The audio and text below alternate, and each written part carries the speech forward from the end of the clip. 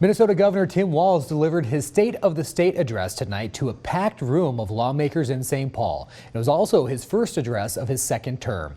KIMT News 3's Alec Lasham watched it. And Alec, tell us, what did he focus on tonight? Well, Tyler, Walz came out of the gate with a fiery, passionate speech tonight that focused on the achievements made by the legislature so far this year, as well as his vision of making Minnesota the best state to live in for everyone. This is a moment we have been building towards for a long time, and we will not let it go to waste. Minnesota's Governor Tim Walz was joined by DFL and GOP lawmakers for the State of the State address Wednesday night. He started by touching on some of the bills the legislature passed early this year, such as the tax conformity law, assistance for minors, and the carbon-free law. He then shifted his focus to the rest of the nation, where he declared once again that Minnesota will be a state of acceptance, not hate. Our strength comes from our values. The forces of hatred and bigotry are on the march in states across this country and around the world.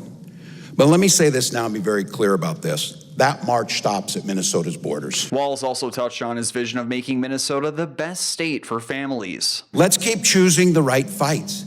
Let's keep going to bat on behalf of regular Minnesotans.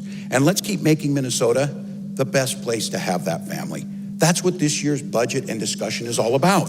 On the topic of gun legislation, Walz made a reference to laws passed by other states like Iowa, where a bill was recently approved to allow guns on public property. Because not just a veteran, not just a hunter, not just a gun owner.